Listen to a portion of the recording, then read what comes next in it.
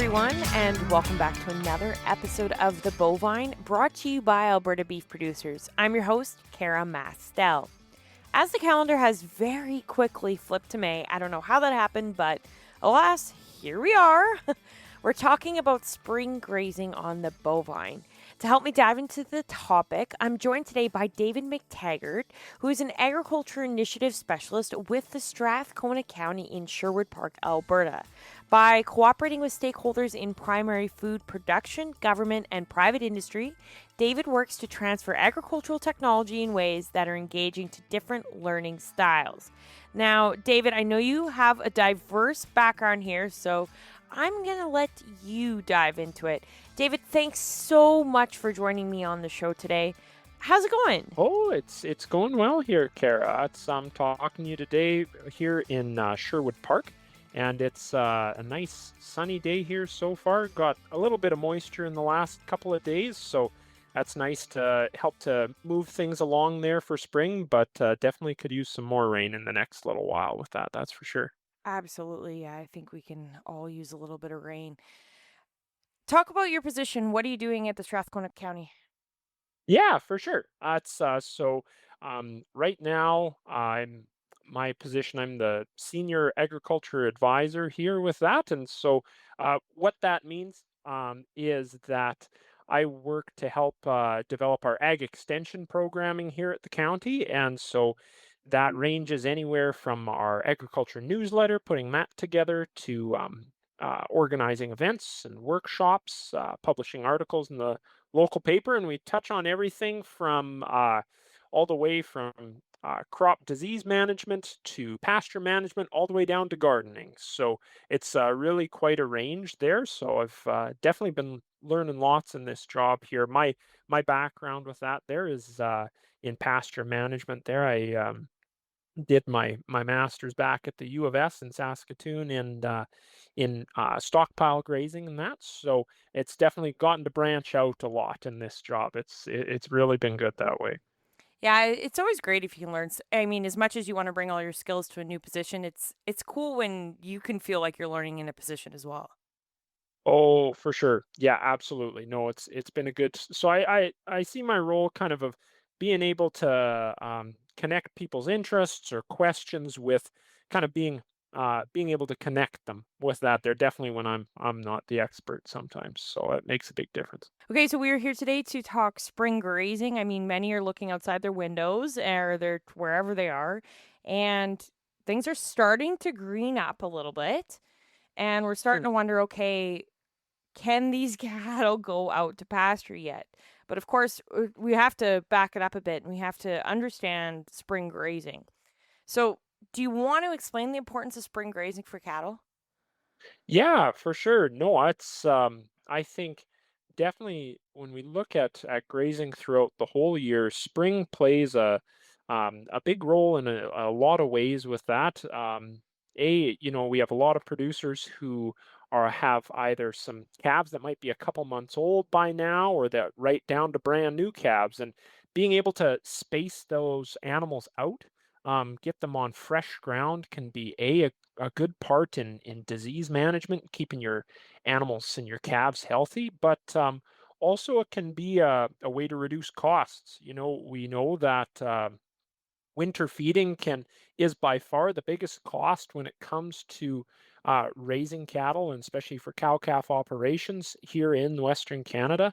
And so when we can find ways to get those cattle into feeding situations that are lower cost, that really does help to improve that bottom line there for livestock producers. So I'd say that really is the big part of it. And then lastly, there can, having animals on the landscape that way can, if managed properly, really have those benefits for the environment there too, by getting nutrients out on the environment as well, providing diverse habitat and things like that. So really, I think there's some really good economics to be arguments to be made for it, and then also keeping your herd healthy, and then again, just those environmental benefits that I think we're really getting better at talking about in the beef industry. That's for sure.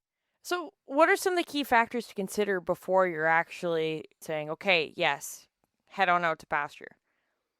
Yeah, for sure. No, and I think some of those biggest things, honestly, is if you're going to be spring grazing, it's that aspect of planning ahead. It's definitely it's not something that you just see green grass and it's like, okay, it's time to turn those cows out. I think for a first part when you're planning ahead there is to think about, okay, when do I want to be turning those cattle out there? Of because spring grazing can mean a lot of different things because we go from a period of dormancy into kind of the slow, gradual growth and green up into then that really high growth once we get into the latter part of May and beginning of June. So where you're hitting in that time really plays into the planning ahead. So let's say if you're thinking of grazing earlier on with that, for you folks down south in southern Alberta, that might be in the earlier April there. But the snow's melted, the grass is dormant there.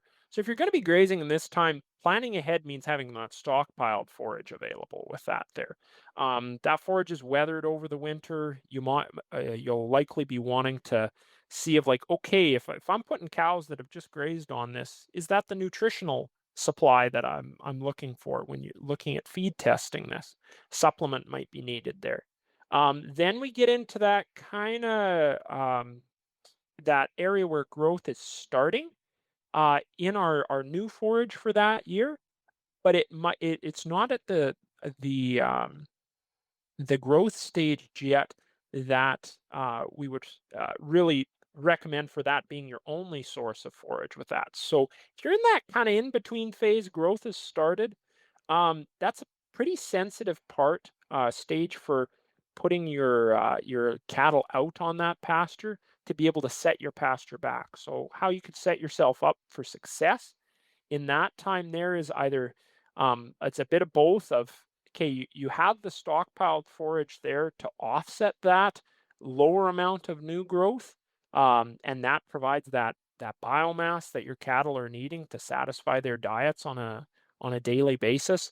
And then also to making sure after you're done grazing on that paddock there, of that you're giving it a really good long rest for though because you've hit that grass in that sensitive period with that you're now letting it recover for a longer period of time. So, and then afterwards, we get into that later part of May, beginning of June, growth's really starting to kick off. And I think there's a that good guideline out there of when your grass hits that 3 to 4 leaf stage, that's kind of that time where you want to be turning out because if we think of when grass starts growing, in the springtime, it's using those root reserves so that it's stored up from the previous year. And this is if we were to graze it too early with that, then it pushes out another batch of root reserves, and it's stressing that plant out more. But the as we allow it to mature a little more, then that is the time. Then it's got enough leaves above ground that it's producing enough energy through photosynthesis that it is actually putting some reserves back into the roots. So it doesn't stress it out quite as much when you graze it. So that's a very long-winded answer, but just of kind of some of the things that, yeah, you want to consider with that when you're starting out in grazing. Timing is really important. One guideline I heard once, I think it was from Bart Lardner in one of my animal science classes, is there at the University of Saskatchewan. And he talked about now this is for people up in the Aspen Parkland there, of when he would see that the fluff come out on the poplar trees, that was like growth was starting to begin Yeah. and you should let off there. Okay. If and that being kind of if you don't have the ability to really rest that pasture afterwards with that. Now it's I think now is when we're looking at it in general there, probably of I would say of like once you're seeing that frost come out of the ground, those days are warming up with your highs kind of in um, up above say like 6 to 8 degrees. Like those plants will be starting to wake up at that time, and that's really when you don't want to be stressing them out there too much if you don't have the residual forage there to take some of the brunt and also the ability to rest it afterwards. And now I know many areas like they can experience the green grass early. However, it still can be freezing overnight. Is there a concern here for nitrates or anything like that? Yeah, that's a good question. And I'd say it depends on your management situation with that there. Like if you've come in with in some of our tame pastures on with some nitrogen fertilizer or something like that as kind of a pasture rejuvenation strategy with that, either in the early spring or in the fall. That would be something to watch out for there on that front. Now, as far as when it comes to just your perennial forages in general, it's not typically as much of a concern because it's not as much of a nitrogen rich environment like with your annuals. But it's I would say if you have just lots of really green, lush growth there, and you have that higher soil nitrogen levels there, and not like some older forage from last year to offset that, it might be something to talk to your veterinarian about or something like that, just to be careful.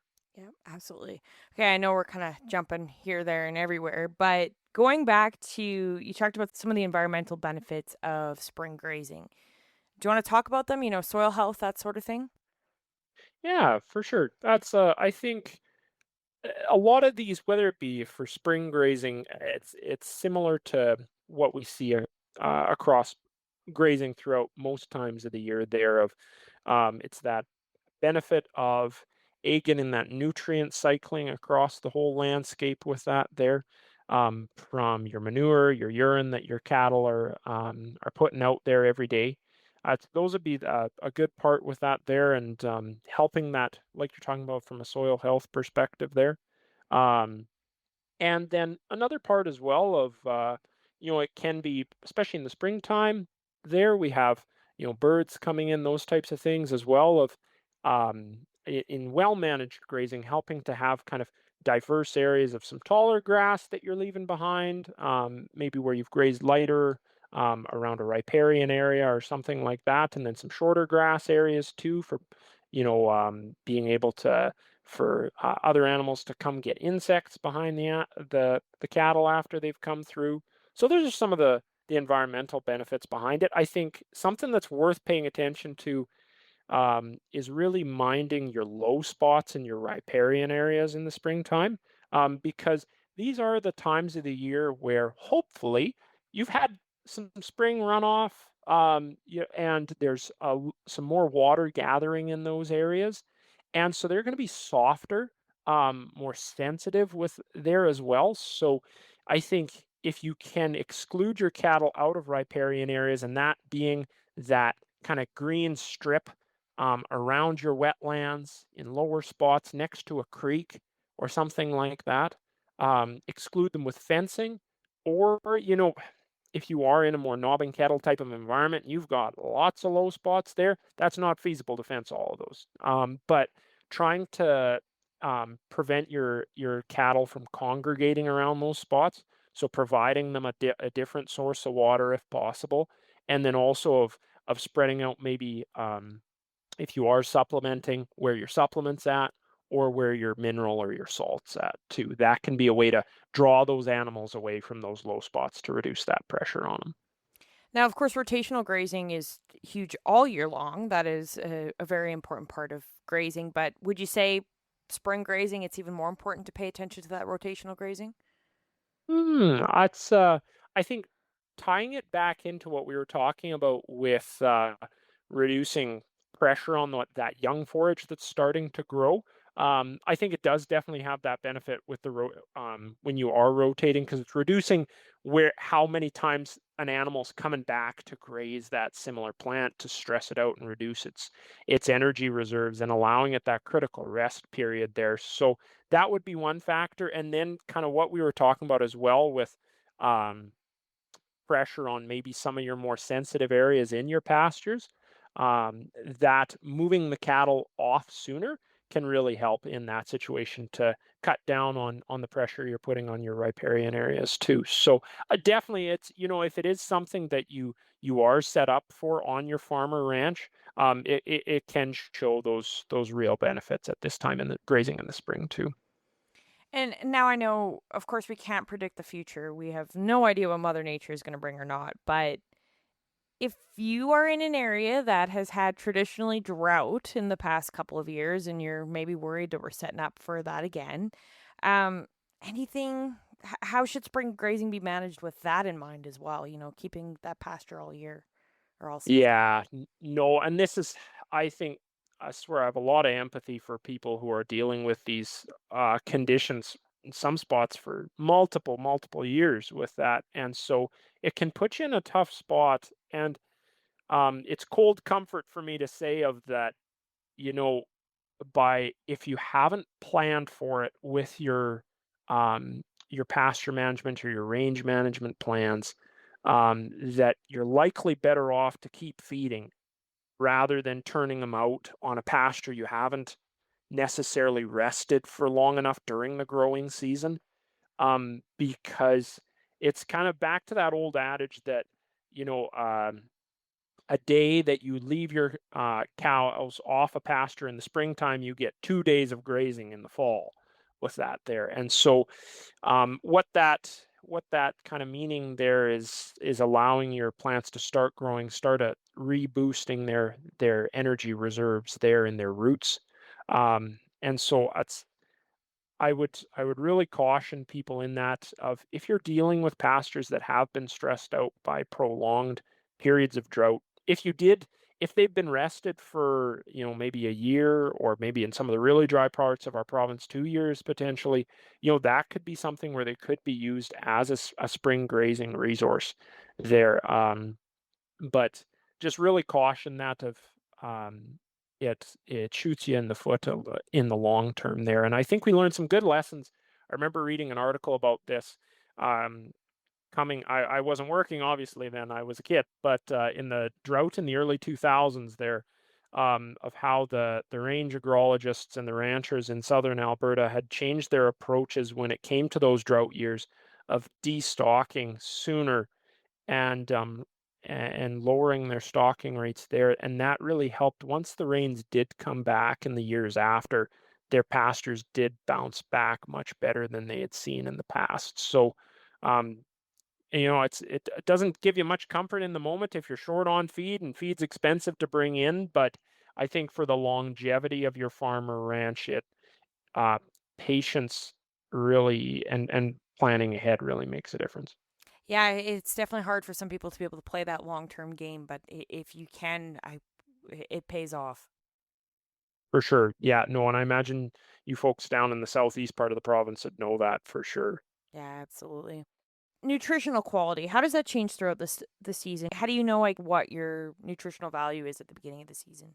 Yeah, for sure. No, and I think I'd circle back to what we were talking about earlier when it comes to like considering, okay, we talk spring grazing. What does spring grazing mean to you by timing? So, if we're going out there and we're grazing primarily, residual forage from the year before, I'd say it's definitely worth a feed test in those types of situations because that forage is sat out all winter, it's weathered.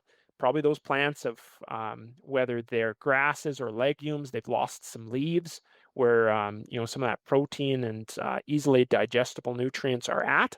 Um, and quite often, again, we're dealing with cattle with high nutritional needs. With that spring just after calving, that is a time with that when definitely for our cows, that's their nutritional needs are highest, and somewhere around that 11% crude protein and 65% TDN. And that's not always something that stockpiled forage can provide just because it has weathered more by that point. And similar can be said for replacement heifers there on that front as well, that with those higher nutritional needs there while they're growing. And so that's when it doesn't hurt to feed test in those instances for both your macronutrients and your micronutrients too, because leading up to breeding, it's really important that your animals aren't micronutrient deficient. Say for things like copper, for example, that's important for that reproductive success of your herd there. And so in those types of instances, making sure that your nutritional programs just on pat, that'll help your cows rebreed sooner, keep them kind of within your program that you're wanting to have on your farm and ranch. And it'll also help them keep that body condition as well to be able to help that calf that they're nursing to grow there and to contribute to your bottom line later. Now, so that's shifting from that early type of spring grazing where it's mostly on residual forage. Then if you're coming in later where the primary source of forage is new growth, then it's generally supplementing isn't a concern. It never hurts to feed test in those scenarios, especially in droughty conditions as well. That can lead to certain deficiencies or excess in micronutrients as well. Um, and that can help prevent issues later on. But as far as protein and energy, um, once that new growth is online in the spring, that's when energy is highest, protein is highest, fiber is lowest. And so typically from a energy and protein perspective, a supplement isn't needed by that point. And now, what about pockets of the province that have experienced good moisture? Because there are some. It's not a bad news across the province. Hmm. Do you worry about bloat when you're going out on really green grass? It's for from a grass perspective with that, if you're dealing with like a pasture that's mainly grasses, it's not typically a concern. You probably will see your cows really loosen up there. It can be with some of our larger breeds, say things like our Fleckvay Simmentals, those types of things, Charolais, um, that were historically maybe a dual purpose animal. You want to pay attention a little bit to the potential of milk fever at that time, just because that really fresh green grass has um, the balances of the nutrients in there can be a little off. But it's more so when we shift. If you're in a legume heavy pasture with clovers or alfalfa, you might want to pay attention to that at that time for sure.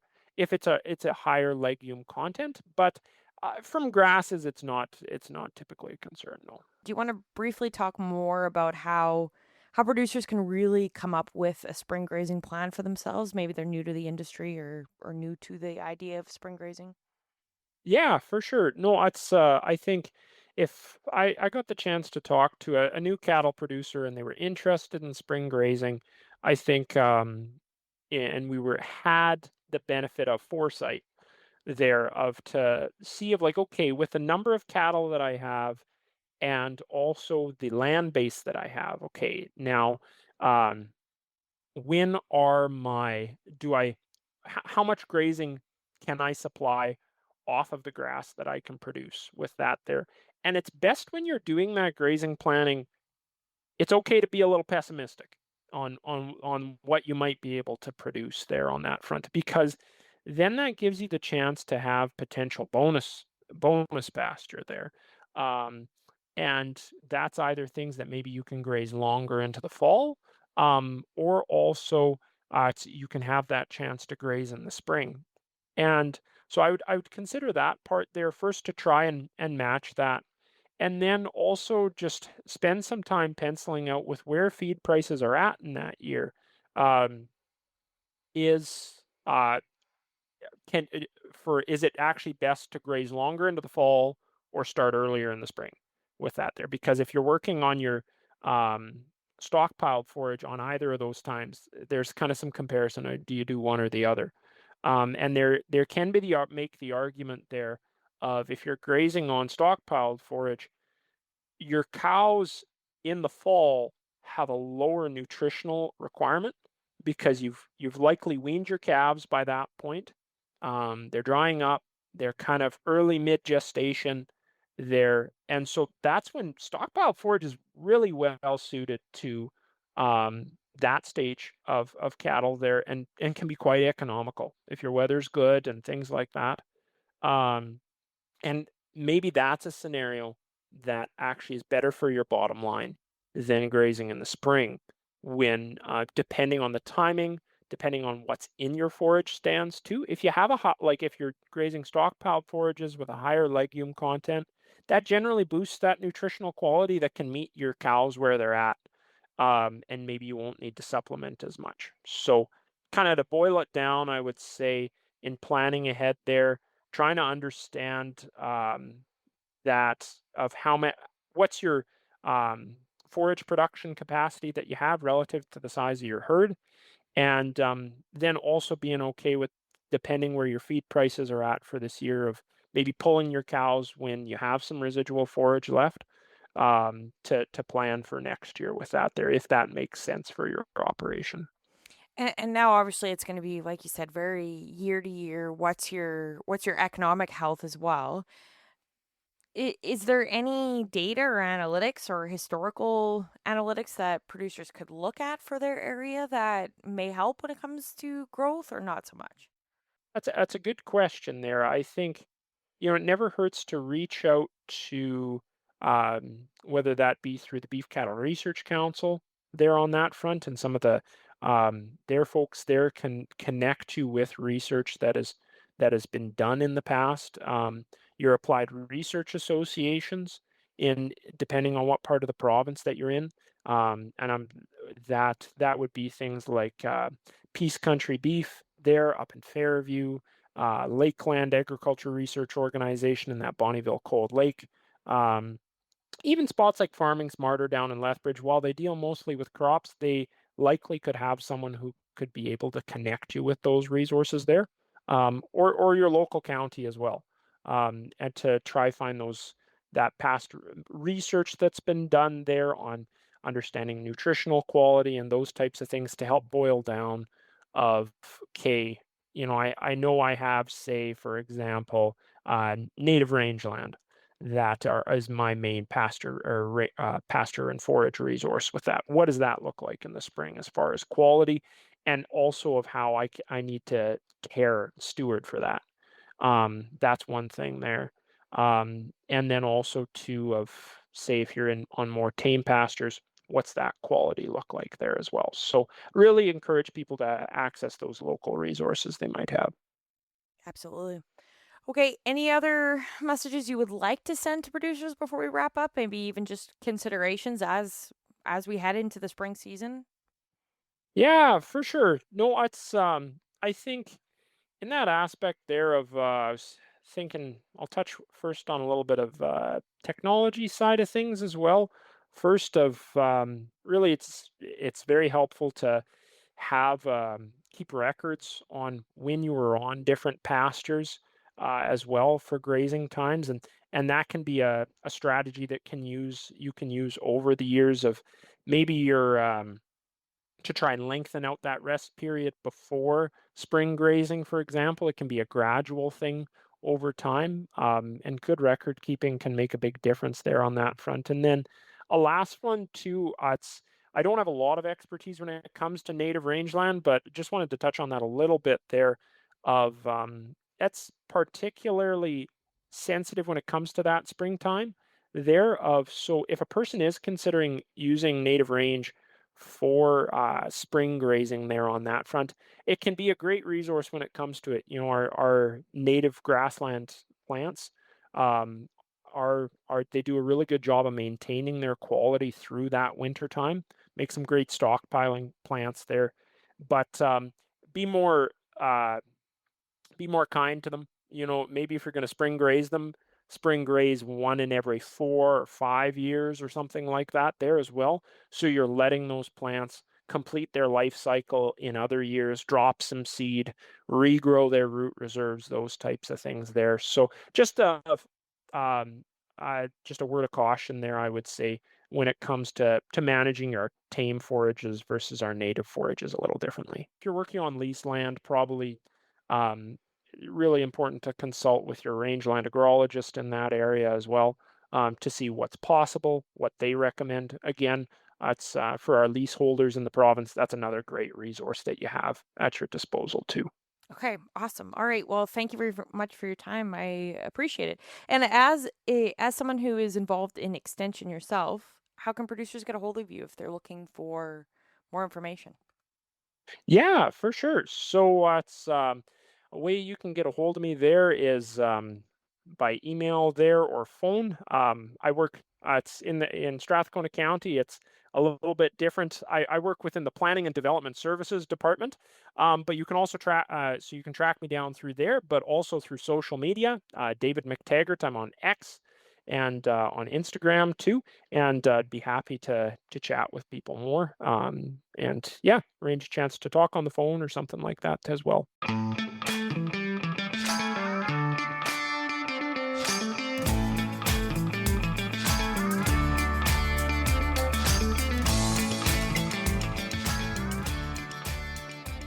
Okay, there are so many things to unpack in this episode. I think one of the bigger things I took away from that conversation was if you don't have a grazing plan, it's time you start developing one, as it's only going to help the future of your operation and the future health of your grass. If you have any questions or feedback, don't hesitate to reach out, kara.m@albertabeef.org. As well, it's a huge help to us if you give us a rating on Spotify, Apple, or wherever you get your podcasts. That way we can continue to bring you content that helps you and your operation. So thanks in advance for doing that. Till next time, stay safe and don't forget to drink your water. Bye for now.